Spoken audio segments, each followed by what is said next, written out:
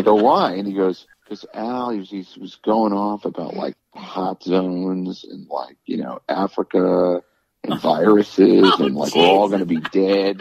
Like, we're all going to be dead, like, in the next 10 years. Oh, Jesus, God. And he said it was the darkest. And he was like, and he goes, I was just standing there. I wasn't saying anything. Wow. I can't imagine you guys know Brett. He's very funny, and he's a very bright guy. I mean, that Met show now with all the guitar was inspired by the book Brad Talinsky wrote with Alan DePrana, Which show? At the Metropolitan Museum of Art. Oh, the Met show. Right. Okay. Yeah. Play It Loud, I think was the name of their book. Right, Play It Loud, right. Music. So tell me, you said the day was a very long day. How long did the interview go with Billy, and then how long did the day progress from there? I mean, it's hard to remember. I think the interview was probably an hour and a half. Okay. Like that. It could have been 2 hours. Right. I mean, it was at least 2 hours, right, including him playing Crossing Over. Right. And he would sort of go off on, like at one point we were talking about Clapton, and again, part of this could be in the interview, I don't remember. And he was talking about the bad solo and this, Cream. Right. And that he learned all of Eric's solos and, note for note, and he loved them so much. Right.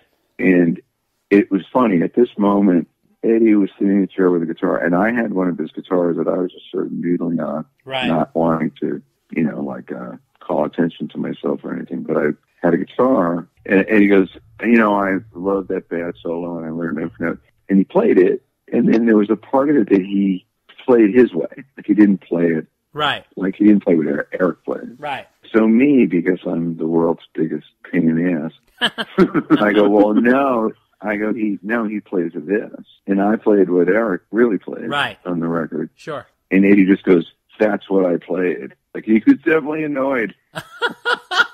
Oh, God. But it wasn't what he played. That's funny. But that's how he heard it.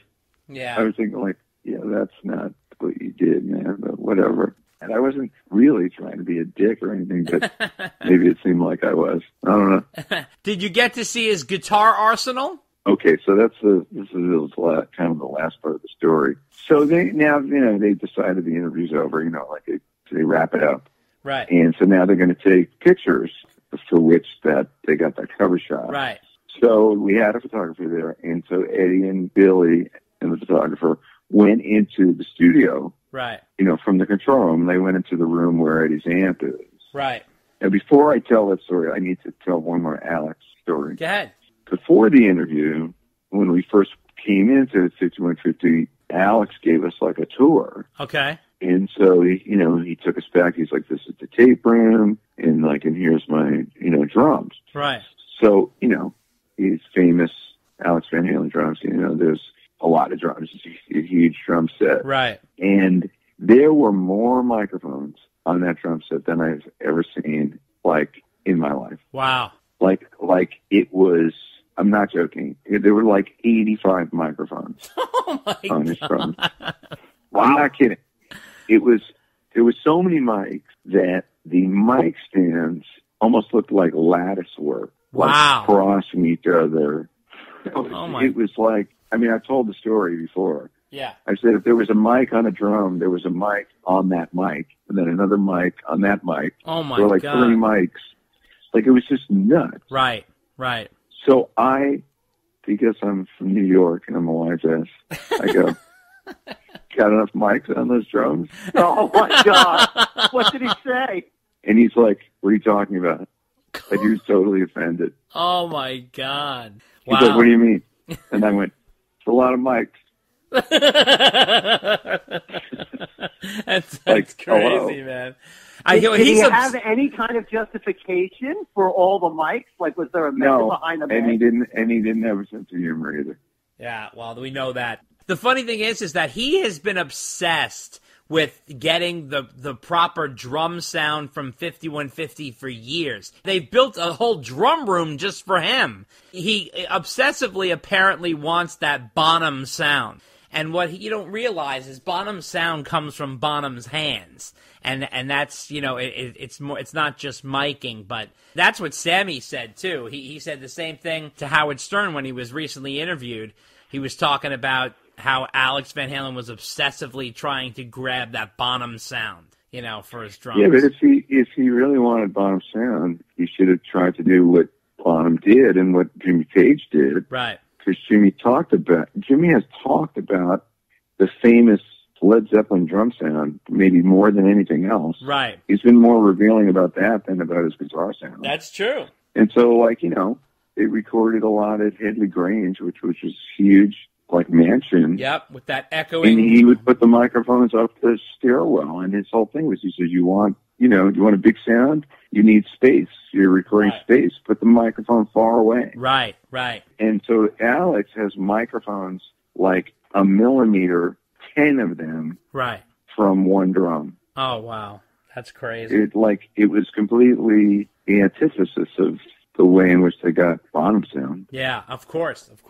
Well, obviously he's doing something wrong there. You said that, so you were going back, and before you got the tour from Alex, and so then... Well, I just wanted to say that thing about the drums. Oh, okay, all right, fun. that's cool. Because, okay. I got enough mics in those drums, and he was like, what are you talking about? And I go, it's a lot of mics. That's all I'm saying. It's a New York thing. That's right? So great. I love that. We understand. Yes, we understand. I go, it's a lot of mics. That's all I'm saying. There's a lot of mics there. No? Am I wrong? Did he talk to you after that? No. Wow. That's crazy, right? He was so strange. He was just such a strange person. He was sober at that time, too. Totally, right? Yeah. Absolutely, he's been since he was very weird. He was very off-putting. He'd make you really uncomfortable. Wow. No matter what he said or you said. But anyway, so we finished the interview and they go in the other room to a photo session, to get the picture photos for the magazine article and for the cover. And so now it's just me and Matt Brock are in the control room. Mm-hmm. And if you're sitting at the board looking straight ahead, like most studios, right, there's the glass, right, and so you can see into the studio, right.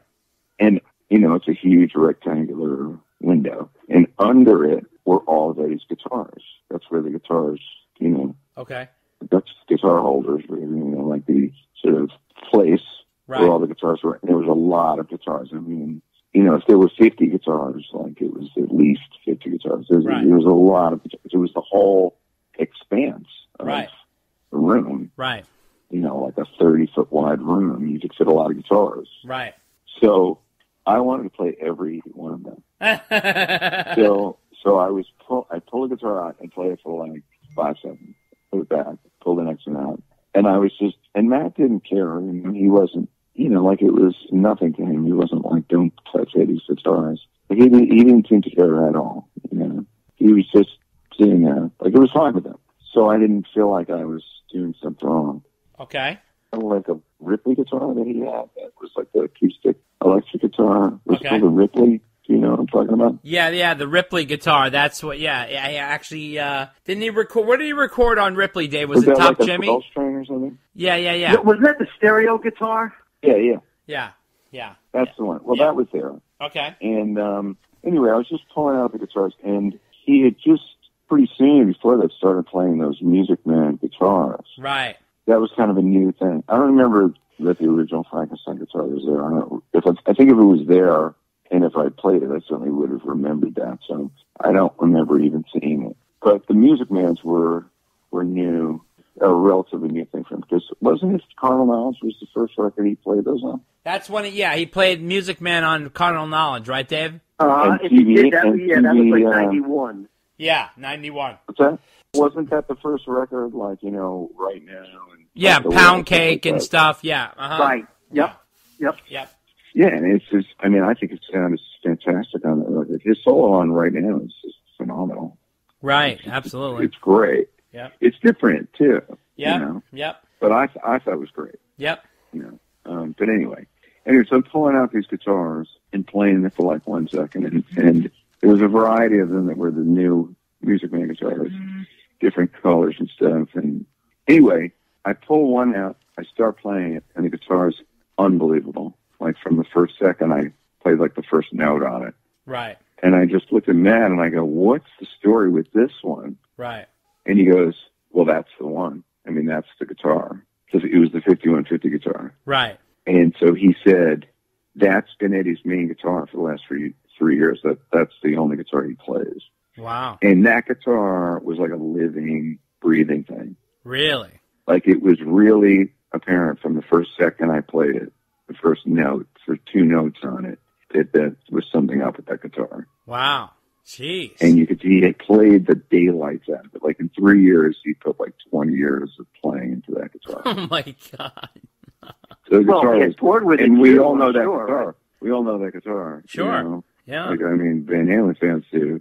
Yeah. There's a lot of pictures of him jumping in the air playing that guitar, especially from that time period. Right. Absolutely. What did you say, David? Yeah, absolutely. I mean, he, you know, and when he lives with a guitar, like this guy lives, he practically sleeps with the goddamn thing. I mean, he even says it in the interview that Alex would go out partying and he would sit on the edge of his bed and just be playing and obsessing over his guitar like all the time. Val talks about... Yeah, they have like a 12-pack of Schlitz all the way down. Oh, yeah, exactly. Right. Exactly. Right. Like yeah, exactly. But I'm not surprised the 5150 was so beat up, because if he had been playing that since the Unlawful Carnal Knowledge sessions, that's 2 albums, 3 tours, right? Because it was a live album, and they toured behind that, too. Yeah, but no, Dave, that guitar that Andy is citing, he was gnawing on since 86. That's been since on the 86 tour. It was all throughout Monsters of Rock, OU812. Is that on the... Does he play that guitar live without a net?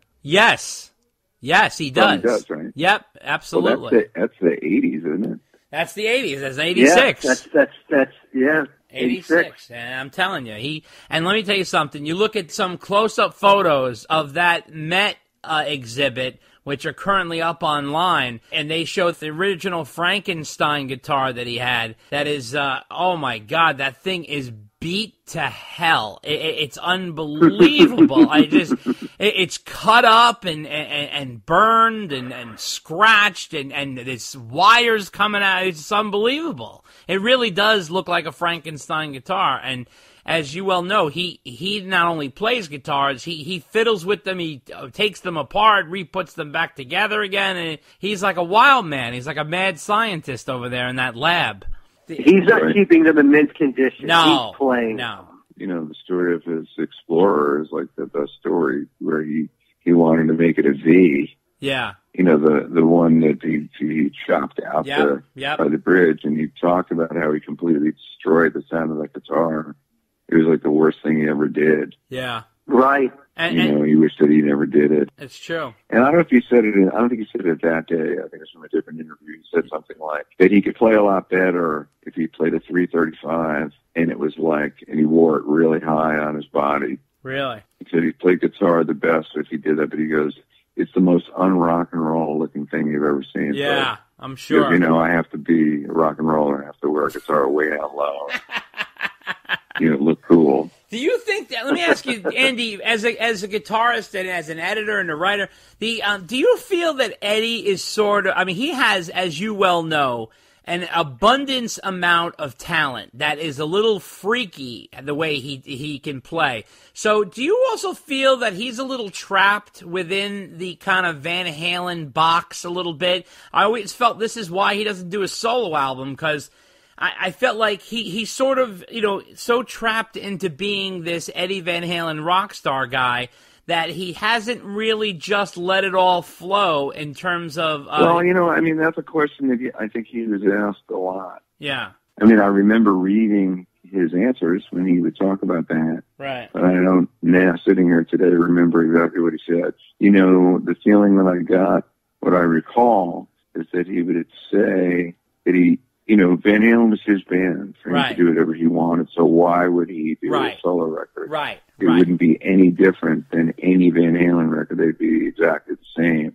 But, you know, he did the one record, that jam session record with Brian May. Right. Yeah. Starfleet album. Starfleet, yeah.